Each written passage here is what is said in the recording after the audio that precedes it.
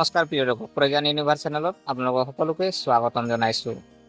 আজি আমি লৈ আহিছোঁ আজিৰ দিনটোৰ ৰাশিফল, অৰ্থাৎ আজি আপোনাৰ দিনটো কেনেকুৱা হ'ব। চাকৰি, ব্যৱসায়, স্বাস্থ্য, প্ৰেম আৰু পাৰিবাৰিক জীৱনৰ সৈতে জড়িত সম্পূৰ্ণ তথ্য সেইটো সঠিক আৰু জ্যোতিষীয় হিচাপৰ ওপৰত ভিত্তি কৰি। প্ৰিয় দৰ্শক, হিন্দু পঞ্জিকা অনুসৰি আজি 1 আগষ্ট 2025 শাওণ মাহৰ 15 তাৰিখ, দিন শুক্ৰবাৰ। শুক্লপক্ষৰ অষ্টমী তিথি, নক্ষত্ৰ স্বাতি, চন্দ্ৰ ৰাশি তুলা ৰাশি, যোগ খাদ্য যোগ। সূৰ্য উদয় যদি চোৱা হয় পুৱা 4:52, সূৰ্যাস্ত নিশা 6:06। ৰাহু কালৰ সময় যদি চোৱা হয় 9:49 পৰা 11:29 থাকিব। প্ৰিয় দৰ্শক, প্ৰথমতে জানো আহক মেষ ৰাশি। প্ৰকৃতি যদি চোৱা হয় উৎসাহী, ৰাশি প্ৰভু মংগল গ্ৰহ। শুভ ৰং ৰঙা। আজি আপোনাৰ বাবে দায়িত্বশীলভাৱে কাম কৰাৰ দিন হ'ব। নিজৰ কাম আন কাৰোবাৰ ওপৰত নাৰাখিব। প্ৰতিকূল পৰিস্থিতিটোত ধৈৰ্য বজাই ৰাখিব লাগিব।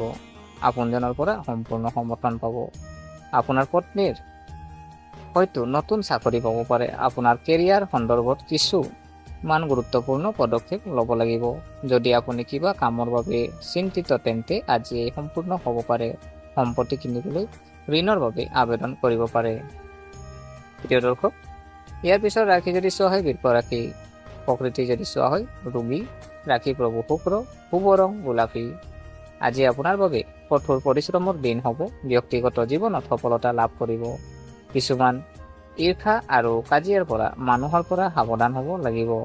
আপোনাৰ এজন বন্ধু শত্ৰু হ'ব পাৰে। আপোনাৰ বছে আপোনাক দিয়া পৰামৰ্শবোৰ ভাল পাব।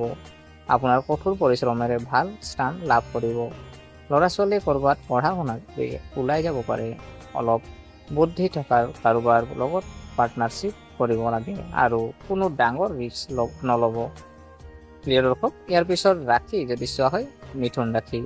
প্ৰকৃতি যদি চোৱা হয় কৌতূহলী, ৰাশি প্ৰভু বুধ, শুভ ৰং সেউজীয়া। আজি আপোনাৰ বাবে এক উপকাৰী দিন হ'বলৈ গৈ আছে। পঢ়া শুনাৰ প্ৰতি আপোনাৰ বৰ আগ্ৰহ থাকিব। খৰচৰ প্ৰতি অলপ গুৰুত্ব দিব লাগিব। সমাজৰ মানুহবোৰ আপোনাৰ ওপৰত আপ্লুত হ'ব। আপুনি আপোনাৰ বুদ্ধিমত্তাৰে এনে সিদ্ধান্ত ল'ব যিটোৱে কৰ্মক্ষেত্ৰৰ মানুহকো আচৰিত কৰি তুলিব।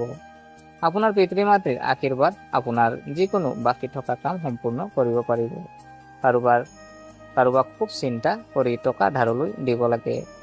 আপোনাৰ শহুৰেকৰ ফালৰ পৰা কোনোবাই আপোনাক লগ কৰিবলৈ আহিব পাৰে। প্ৰিয় দৰ্শক, ইয়াৰ পিছত ৰাশি যদি চোৱা হয় কৰ্কট ৰাশি। প্ৰকৃতি যদি চোৱা হয় আৱেগিক, ৰাশি প্ৰভু চন্দ্ৰ, শুভ ৰং বগা। আজি আপোনাৰ বাবে ইতিবাচক ফলাফল কঢ়িয়াই আনিব। পাৰিবাৰিক বিষয়ত কোনো বাহিৰৰ ব্যক্তিৰ পৰা পৰামৰ্শ ল'ব নালাগে। সৰু ল'ৰা ছোৱালীৰ লগত মজা কৰি কিছু সময় কটাব। যদি আপোনাৰ সন্তানে পঢ়া শুনাত কোনো সমস্যাৰ সন্মুখীন হৈছিল তেন্তে তেওঁলোকৰ লগত এই বিষয়ে কথা পাতক আৰু তেওঁলোকৰ মনত চলি থকা বিভ্ৰান্তি আঁতৰাবলৈ চেষ্টা কৰক। নতুন বাহন কিনিব পাৰিব। দূৰত্ব বাস কৰা কোনোবা আত্মীয়ৰ পৰা হয়তো কিছু হতাশজনক খবৰ শুনিব পাৰে। প্ৰিয় দৰ্শক, ইয়াৰ পিছত ৰাশি যদি চোৱা হয় সিংহ ৰাশি। প্ৰকৃতি যদি চোৱা হয় আত্মবিশ্বাসী, ৰাশি প্ৰভু সূৰ্য, শুভ ৰং নীলা। আজি আপোনালোকৰ বাবে লৈ আহিব কিছু নতুন যোগাযোগৰ পৰা সুবিধা। আপোনাৰ মনোবল বহুত বাঢ়িব। আপোনাৰ কামৰ সন্দৰ্ভত কিছু গুৰুত্বপূৰ্ণ তথ্য লাভ কৰিব পাৰে। ল'ৰা ছোৱালীৰ লগত মজা কৰি কিছু সময় কটাব। ভ্ৰমণৰ পৰিকল্পনা কৰিব পাৰে। যদি আপুনি নতুন চাকৰিৰ বাবে আবেদন কৰিছিল তেন্তে তাৰ পৰা ফোন আহিব পাৰে। আপুনি আপোনাৰ ভাই ভনীৰ সম্পূৰ্ণ সমৰ্থন পাব। প্ৰিয় দৰ্শক, ইয়াৰ পিছত ৰাশি যদি চোৱা হয় কন্যা ৰাশি। প্ৰকৃতি কঠোৰ পৰিশ্ৰমী, ৰাশি প্ৰভু বুধ, শুভ ৰং সেউজীয়া। আজি ব্যৱসায় কৰা যিসকল জাতক জাতিকা আছে অলপ সাৱধান হ'ব লগা হৈছে। আপোনাৰ যিকোনো কাম হৈ থকাৰ সময়তে নষ্ট হ'ব পাৰে। আপুনি আপোনাৰ বাক্য নিয়ন্ত্ৰণ কৰা উচিত। ঈশ্বৰক বিশ্বাস কৰা উচিত। যদি কোনোবাই আপোনাক মিছা কথা কৈছে তেন্তে আজি সেইটো উদঙাই দিব পাৰি। অবিবাহিত মানুহে হয়তো জীৱনত সংগী পাব পাৰে। উপাৰ্জন বৃদ্ধিৰ সুযোগবোৰৰ প্ৰতি আপুনি সম্পূৰ্ণ মনোযোগ দিব, কিন্তু তাত কিছু অসুবিধা নিশ্চয় হ'ব।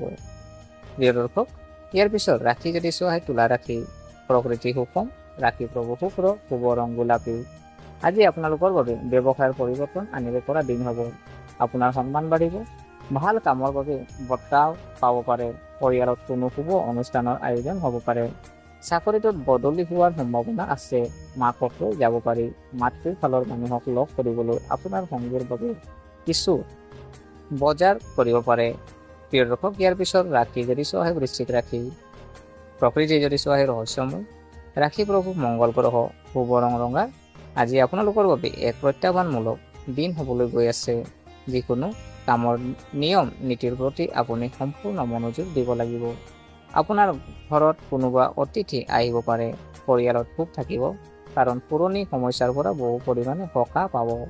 যদি আপুনি কিছুমান ঋণ আছিল তেন্তে আপুনি বহু পৰিমাণে পৰিশোধ কৰিব পাৰিব। কমিছনৰ কাম কৰা মানুহে আজি ভাল কমিছন পোৱাৰ সম্ভাৱনা থাকে। বেংকিং খণ্ডত কাম কৰা লোকসকলে ভাল আঁচনিৰ বিষয়ে জানিব পাৰিব। প্ৰিয় দৰ্শক, ইয়াৰ পিছত ৰাশি যদি চোৱা হয় ধনু ৰাশি। প্ৰকৃতি যদি চোৱা হয় দয়ালু। ৰাশিত প্ৰভু বৃহস্পতি, শুভ ৰং হালধীয়া। আজি আপোনাৰ বাবে কামবোৰ অতি বুদ্ধিমান ৰূপে কৰিব পৰা দিন হ'ব। আপুনি নিজৰ কামত অগ্ৰাধিকাৰ দিব লাগিব। আনৰ কথাত অপ্ৰয়োজনীয়ভাৱে কথা নাপাতিব।